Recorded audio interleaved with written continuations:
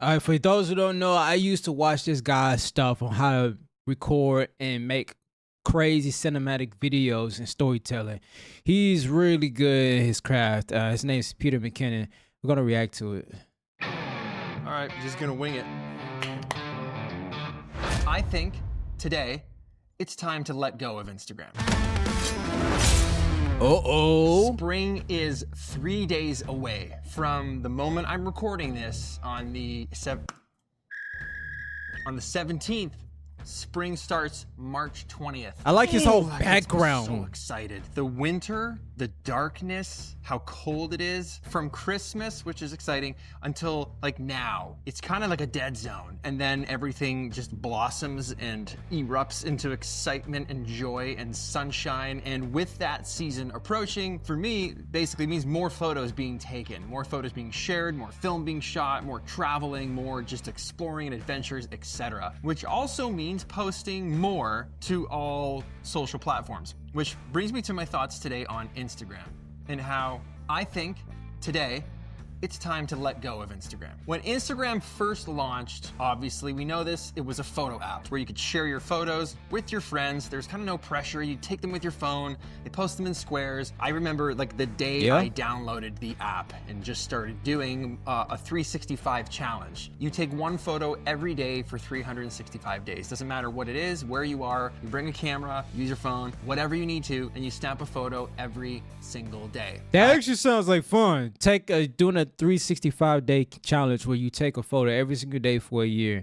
and look at the whole art portfolio that you got there. That is actually pretty cool. Had a blog at one point, and I remember trying to upload pictures to my blog every single day to do the 365 challenge, and that was tough. And the point is to kind of keep up the rhythm and don't miss a day. If you miss a day, you start over. And one day a friend of mine recommended I try this app, and I figured, oh my gosh, the caption could just be the number of the photos. I used Instagram to do that. It made it so much easier. So there was no pressure. There's no, how does my profile look? There's no stories, there's no reels, there's no videos, there's no carousels, there's nothing. Singular photos. But what it did is it gave you a place to post your stuff. You didn't have to make a website. You didn't have to put it on the blog. You didn't have to figure out a way for people to see your work. It was just right there, and it made it easy and accessible, and people from all over the world could see what you were doing, and it was fun, and your friends could see it, and it was very handy. Because up until do y'all get on Instagram? I don't get on Instagram that much anymore.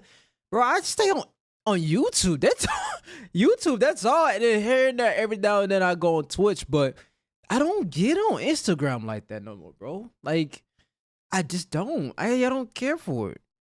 then there was nothing really like that. If you want to count Flickr or 500px, I guess those were photo sharing websites. Flickr. Then we started to see more people taking Instagram seriously. You'd see higher quality photos start popping up and people actually sending the photos from their cameras to their phones to upload. And you would think, again, that was a marvel. Like, no one was doing that. You were extremely advanced if you were taking photos and somehow getting them onto your phone and then uploading those to Instagram, because you were going against what it was made for. It was just supposed to be a quick snap, share, move on. But now we're turning it into this professional platform that really shows off our expertise as photographers. Then that became the normal. You take pictures, you edit them, you put them on Instagram. You're not using the filters anymore. You're not posting in Square. Now we're kind of getting creative with it. Now they're defaulting back. Like, people are not doing that anymore. Well, people still are, but it's becoming the norm, like reversing back to where you just take it with your phone and just kind of give it a more chill vibe to it, right? Instead of the high cinematic look of photography with the DSLRs. And thus rolled out all the updates, all the carousels, and mirrorless. All the different aspect ratios. Then eventually we got stories and videos, and you fast forward all of those years. I actually toured Instagram when it was at the Facebook campus. It was like a singular office. It was like a space no bigger than my actual space here, like 20 desks. Fast forward to today, and it's actually not advertised as even a photo platform anymore. It's video-based, and it's meant for high consumption, quick consumption. And you know what? I will self-admittedly say I've been an old man about it. A little bit of like a snobby, artsy nose to the air. Those two things combined. As a photographer and someone that started on Instagram very early on, from day one, posting photos, to hear that it's not a photo platform anymore, or very much so not focused on. It's interesting that he says a photographer, because I think that's his first love, right? Is photography, type thing possibly. But I always remember him into videography as most that I've known him for, right? Teaching on YouTube. That's why I learned a lot about what the framing, the anywhere from backgrounds and creativity, and how he does his stuff. But it's pretty interesting, and yeah, like it makes sense. He's talking about Instagram, so he's going to talk about photography because that's what it was known for, right? Photography anymore. It's a bummer.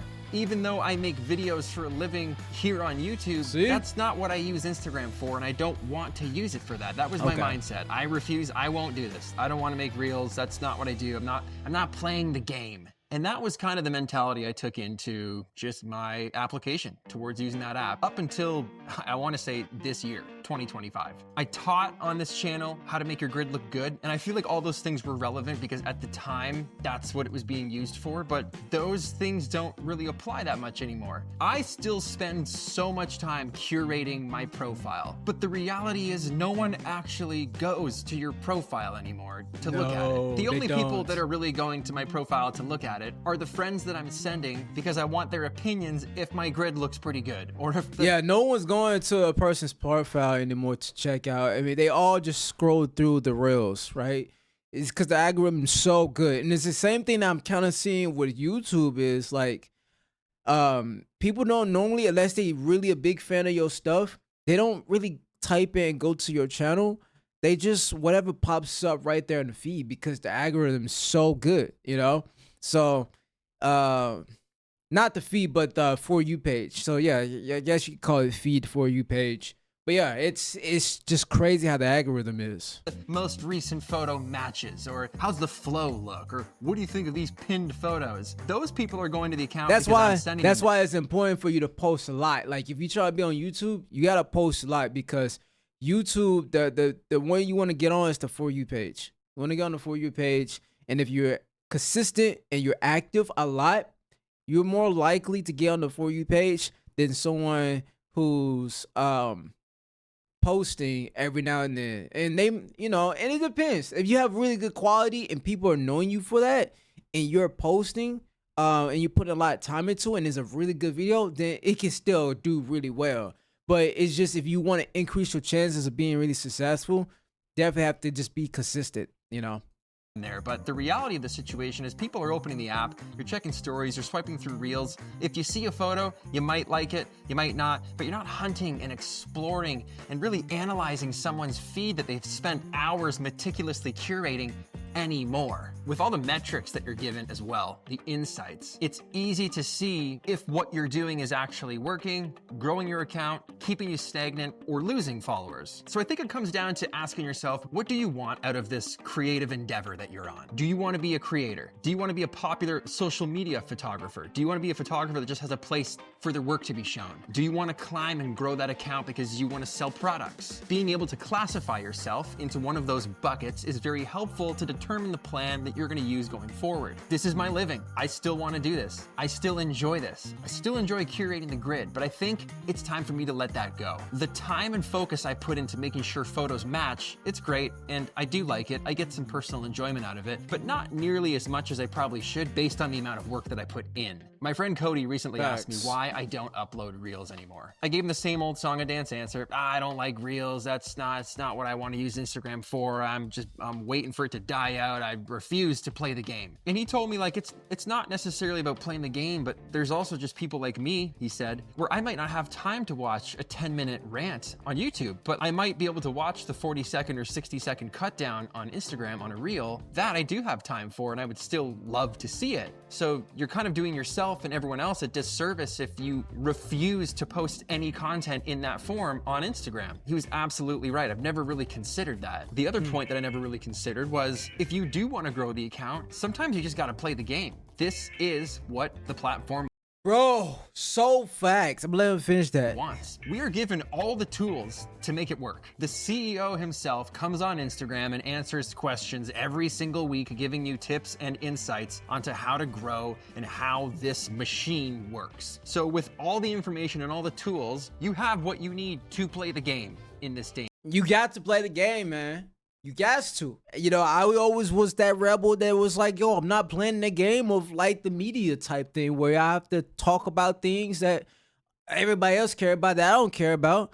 But I want to focus more on like what I care about. Then you realize that what you care about, that everybody else care about. You gotta make content based on what people care about for people to watch. And that's just how it is, bro. So it's like, you know, he has some very good points about that. Like, utilize the tools that are given to you. Like, if the shorts, reels, or what's getting a lot of views and push, and it's gonna grow that platform, then do that. Now, you know, I'm kind of on the defense a little bit here and there with shorts being the main thing because I know that it's on for YouTube that it's not gonna transition with long form content, and that's what I want to do good in. I want to do good in long form. Anywhere from that range in short form content when it comes to shorts, people don't naturally transition too well. Not all of them do. Like you might get like a 5% transition of them watching your long form, but they do have a little thing where you can place it, the link to the actual video so they can see a little highlight of the short and then they can click on it and it'll take them to the full video, which is cool. I'm glad that YouTube had did that. And age. So I think personally for me, I would like to play the game more than I have been in the past. I think letting go of the perfectionism, and this goes across the spectrum of art, I really do feel there's time and place for it, but I feel like letting go of that perfectionism really blossoms your authenticity and connects you further and deeper to the audience that is consuming your content. I think when it's just banger photos or beautiful, perfect, crisp works of art, meticulously curated across the grid every single time, it becomes a bit far removed, a little bit cold, impersonal, to the point where it kind of just looks like a calendar that you're flipping through. There's no identity in it. There's no personality in it. Sure, they're your photos and the colors match and the seasons all line up, and that's great, but that's probably just satiating